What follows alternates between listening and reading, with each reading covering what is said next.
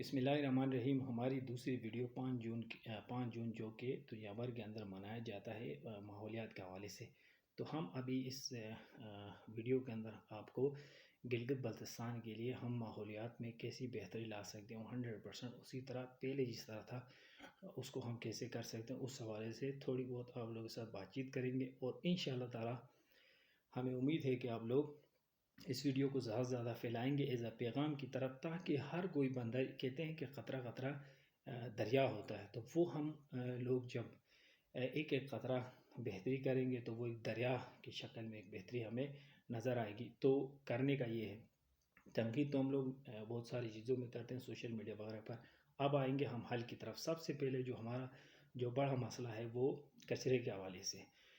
آج سے 3-4 سال پہلے یہ کچروں کا آپ کو پتہ ہے کہ کوئی بندہ اٹھاتا نہیں تھا، اس وقت آپ کو کوئی کچرا نظر نہیں آتا تھا۔ اب کچرے جگہ جگہ آپ کو نظر آتے ہیں، اس کی وجہ کیا ہے؟ اب دیکھیں، آپ لوگ اپنا بھی خود جو بھی چیز آپ گھر میں خرید کے لاتے ہیں، اپنے لیے گھر کا خرچہ لاتے ہیں، اس کے اندر کیا چیزیں آتی ہیں؟ ایک آتا ہے پلاسٹک کی آئٹم، ایک آتا ہے کاغذ کا آئٹم، ایک آتا ہے شیشے کا آئٹم۔ اور جب آپ لوگ گھر وغیرہ ریپیئر وغیرہ کراتے ہو یا اس طرح کی چیزیں، اس کے اندر لوہے کی چیزیں کا بھی اضافہ ہو جاتا ہے۔ اب مسئلہ یہ کہ سب سے پہلے گلگت بلتستان کے اندر آپ دیکھیں کہ 99% گھر ایسے ہیں جہاں پہ چولہا جلایا جاتا ہے، یعنی چولہے کا مطلب کہ لکڑی جلائی جاتی ہے۔ تو پہلے کیا ہوتا تھا کہ ہم جتنا بھی کاغذ ہوتا تھا، پلاسٹک ہوتا تھا، ہم اس کو اس بخاری کے اندر، اس چولہے کے اندر وہ تمام چیزیں جلا دیتے تھے، اور اس کے بعد جو پلاسٹک کی چیزیں وہ بھی ہم جلا دیتے تھے، اور پھر لوہے کی چیزیں وہ کہیں نہ کہیں پڑی ہوتی تھی اسٹور وغیرہ میں سائڈ چیزوں کے اندر۔ تو اب اس سے کیا ہوتا تھا کہ وہ جو کچرا کہیں پہ جمع نہیں ہوتا تھا، اس کی وجہ سے ماحول کے اندر آپ کو کچرا نظر نہیں آتا تھا۔ کچھ لوگ یہ کہیں گے کہ بھائی یہ کچرا تو جلانا ٹھیک نہیں ہے۔ ہاں، یہ بات بھی آپ کی درست ہے کہ کچرا جلانے سے ماحول کے اندر خرابی پیدا ہو سکتی ہے، تو وہ ٹھیک نہیں ہے۔ تو اس کے لیے میں آپ کو بتاؤں کہ یہ ڈسٹرکٹ ایڈمنسٹریشن جتنا بھی ہے جو کچرا اٹھاتی ہے، وہ بھی کہیں پہ لے جا کے ڈمپ کر کے جلا دیتی ہے۔ تو ایک جگہ کے اوپر جب آپ کچرا جلاتے ہو تو اس کا میسو قسم کا جو ہے دھواں نکل آتا ہے۔ ڈسٹرکٹ حمزہ کی مثال آپ کو دے دوں کہ ڈسٹرکٹ حمزہ کے اندر آپ دیکھیں کہ یہاں پہ دھوندس کے اندر جو ہے باقاعدہ وہاں پہ کچرا جلایا جاتا ہے۔ سلمان آباد اور رحمت آباد کے گاؤں کے سامنے کچرا جلایا جاتا ہے، کیونکہ حمزہ، اپر حمزہ اور لوور حمزہ کے ایک درمیان میں ایک گنجان، مطلب کہ جہاں پہ آبادی نہیں ہے، اور ایسا علاقہ موجود ہے، اور جو گاؤں سامنے ہے وہ چھوٹے چھوٹے گاؤں، ان کی آواز کہیں پہ سنی نہیں جاتی ہے، تو اس وجہ سے وہ چیز اتنی زیادہ ہائی لائٹ نہیں ہوتی۔ کئی دفعہ میں نے اس کے اوپر ویڈیوز بھی بنائے ہیں اور لوگوں کو بتایا بھی ہے، ڈی سی کے پاس بھی، ایم ایس سی کے پاس بھی، کہیں بھی جگہوں پہ جا کے کہیں دفعہ یہ شکایتیں کی کہ بھائی یہاں پہ کچرا نہ جلایا جائے۔ پورے حمزہ کا کچرا ایک ہی جگہ میں جلایا جاتا ہے۔ اس سے یہ ہوتا ہے کہ شارع قراقرم وہاں پہ موجود ہے، تو وہاں سے جتنے بھی ٹورسٹ گزرتے ہیں یقیناً کوئی اچھا امپریشن وہاں پہ نہیں پڑتا ہے۔ تو وہاں پہ یہ لوگ کام یہی کرتے ہیں، تو آپ لوگ وہی کام جو ہے اگر آپ اپنے اپنے گھروں کے اندر جیسے لکڑی جلاتے ہو، تو وہاں اس کے ساتھ ساتھ اگر اس پلاسٹک کو، اس کاغذ کو اور جو ہے جلا دیتے ہو، تو وہیں پہ ہی وہ ختم ہو جاتا ہے۔ پھر اس کی راکھ جو ہے آپ لوگ عموماً اپنی زمینوں کے اندر کہیں نہ کہیں پھینکتے ہو، جس سے جو پودوں کے اندر کیڑے نہیں پڑتے ہیں، اس کے لیے آپ لوگ حل نکالتے ہو، دیسی طریقہ ہے، تو وہ آپ لوگ استعمال کرتے ہو، تو اس سے وہ آسانی سے وہ چیز خراب ہو جاتی ہے، جگہ جگہ گلی محلے کے اندر نہیں ہوتی۔ اب رہ گئی چیزیں لوہے کی چیزوں کا، یہ لوگوں کو شعور دینے کی ضرورت ہے کہ جتنا بھی پلاسٹک آئٹم ہے آج کل، ویسے تو ہم لوگ پلاسٹک پہلے جلاتے تھے، اب میں یہ ریکمنڈ نہیں کروں گا کہ آپ لوگ پلاسٹک نہ جلائیں، نہیں بلکہ صرف کاغذ کو جلائیں۔ اور کاغذ بھی اگر آپ لوگ جمع کرتے ہیں تو کاغذ بھی بکتا ہے آج کل، پلاسٹک بھی بکتا ہے، لوہے کی چیزیں تو پہلے بھی بکتی تھی۔ تو ان کو جو ہے آپ لوگ کو کرنا یہ ہے کہ جتنے بھی گاؤں آپ لوگ گھر ہیں، وہ لوگ الگ الگ تھیلیاں آپ لوگ کہیں بھی رکھیں، گھر کے اندر، گھر کے پاس، کہیں اسٹور میں، کہیں بھی جگہ پہ جہاں پہ کاغذ آپ کو ملتا ہے کاغذ ڈال دیں۔ کوئی بھی ہو، بسکٹ کا ڈبہ ہو، کوئی بھی کسی بھی قسم کی پیکنگ، اور پلاسٹک کے جو ہیں وہ الگ رکھیں، شیشے کے الگ رکھیں، اور لوہے کے الگ رکھیں۔ تینوں چاروں چیزیں بک جاتی ہے۔ اب شیشوں کے لیے میں نے دیکھا نہیں ہے کہ گلگت بلتستان کے اندر وہ بھی خریدا جاتا ہے، حالانکہ وہ شیشے کا بھی ٹکڑا بکتا ہے، مگر وہ شیشے کا واحد چیز ہے اس وقت گلگت بلتستان میں، اسے ہم جو ہے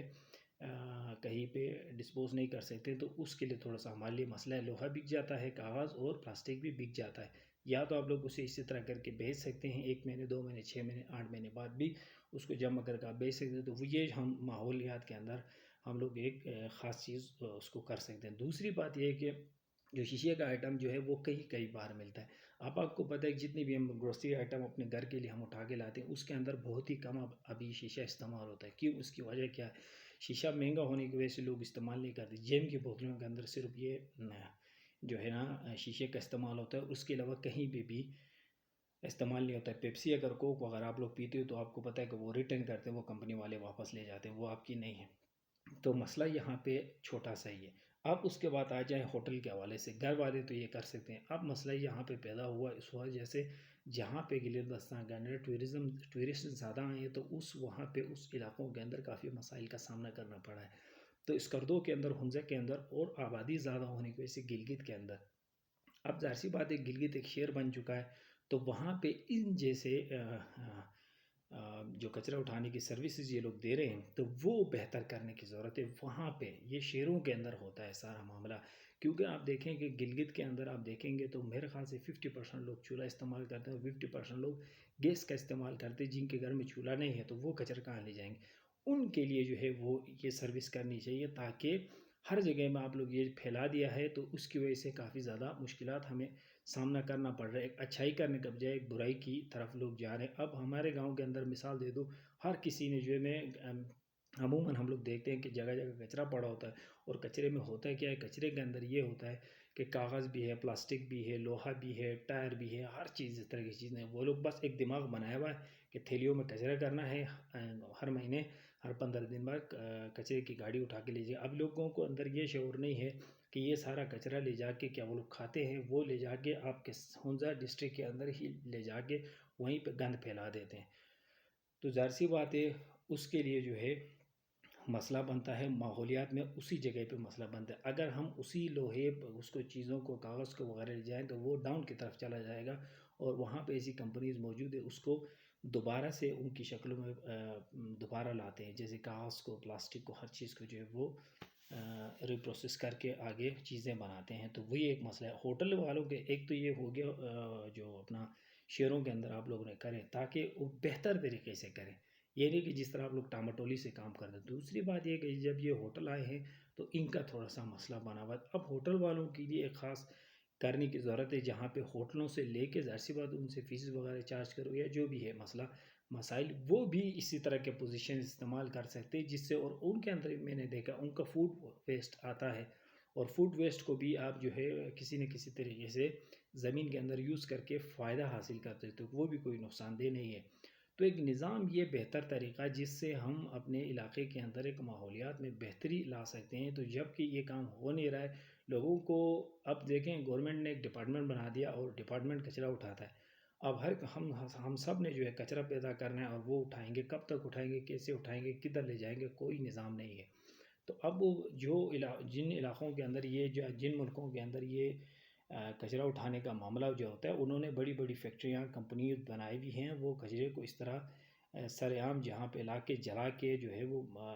گند نہیں پھیلاتے ہیں۔ تو وہ ایک نظام، کوئی طریقہ کار ہے، ان کے پاس کمپنیز بنی ہوئی، چھانٹی کیا جاتا ہے، الگ الگ چیزیں کی جاتی ہے، اس سے ماحول کو کوئی نقصان وہ نہیں پہنچاتے، بلکہ اسی کچرے سے ماحول کے اندر ایک بہتری لانے کی وہ کوشش کرتے ہیں۔ تو میری گزارش یہ ہے کہ جتنے بھی آپ لوگ گلگت بلتستان کے لوگ ہو، آپ لوگ سب لوگ مل کے، اگر ہم سب مل کے اس طرح چھوٹے چھوٹے اقدامات کریں گے تو ہمیں نہ اس ڈپارٹمنٹ کی ضرورت پڑے گی، اور بلکہ ہم ماحولیات کو بہتر سے بہتر کی طرف لے جا سکتے ہیں۔ اور ابھی جب میں چھوٹے بچوں کو دیکھتا ہوں تو عام طور پہ یہ میرے ذہن میں آتا ہے